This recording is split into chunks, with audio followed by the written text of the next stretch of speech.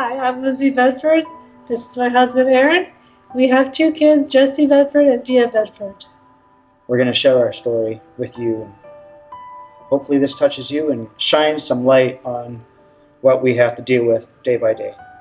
We've been going to this church for 19 years, been married almost the same amount of time. Our son Jesse is 17. He has a condition known as myotonic dystrophy, the form of muscular dystrophy. I have it as well. I'm also legally disabled. Jesse is a very sweet child. He loves to talk to people. Really, all he needs is just someone to say, "Hi, how are you?" And he will answer, and that's really all he wants. Maybe a high five, maybe a hug, whatever it is you feel comfortable with, of course. But all he really wants is someone just to communicate with him. He does have a speech impediment, so talking with him can be a little bit unusual or uncomfortable because he cannot pronounce words all properly. Even I have trouble with it sometimes. However, the more you talk to him, the more you'll understand him. And even a "Hi, how are you doing?" He says, "Fine," that's enough. Maybe a handshake. Jesse just loves to connect with people.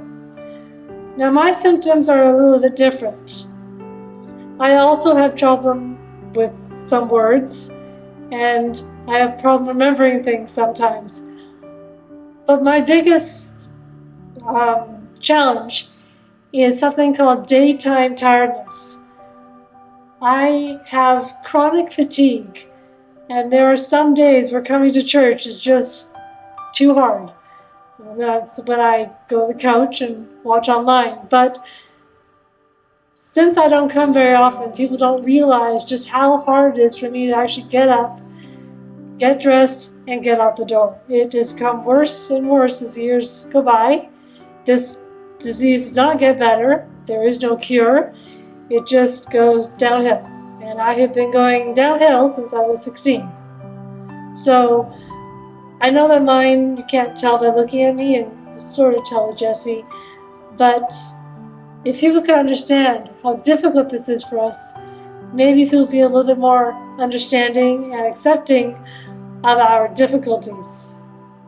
There's times where I would sit down and I'd be like, oh boy, what am I going to do? Like, I might have to get wheelchairs, minivan with wheelchair accessories, and I started stressing out, and stress is a big killer in life. It can take a big impact on your life. It can cause you to have heart attacks and a lot of different things. So I found a verse in the Bible, and I think we just recently spoke on this at church, and it was in Matthew 6 about "Do not worry, for tomorrow has enough worries of its own." And I just really grasped onto that and put it on my heart and just kept repeating it over and over. And now I live each day one day at a time, and I enjoy every moment I have with my wife and my son, because I don't know if tomorrow they'll be here, and I try not to think about that. Doctors also said that their brain, their lungs, their heart, they're all muscles, and because it's a muscle disorder, they could stop at any moment. And to think about that is scary, but again, I don't worry about it. I just enjoy the moment. I enjoy the day. I get to live in a day with them. Sometimes it gets hard and I have to go hour by hour. I just give it to God. I pray every day, and I enjoy every moment with my family. So it's a challenge every day for me to be the wife and the mother I want to be while dealing with this overwhelming fatigue and tiredness and sleepiness, and then trying to be the mom to my kids and trying to be the wife I want to him, and then trying to deal with Jesse, who has his own limitations, has his own problems, has his own issues, and then trying to deal with a child that doesn't have issues like that. It's a real challenge. Most people don't understand the complexities unless you have a child or a spouse with a disability.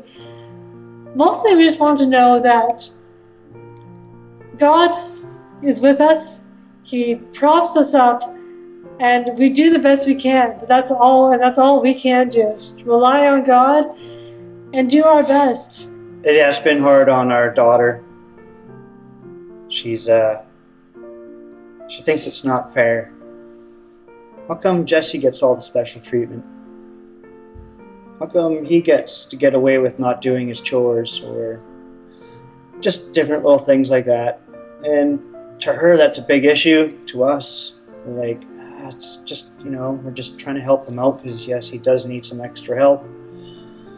But she's like, but he's high functioning compared to other kids with disabilities, but you still treat him as if he can't do anything.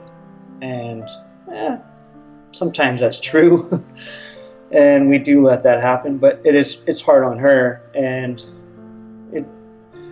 hopefully that we can, have a support group that comes of this, and for the other siblings and other parents and stuff, because we all are different in a way. I'm different from Lindsay and from the next person, but yet we're all the same. We're all created in God's image.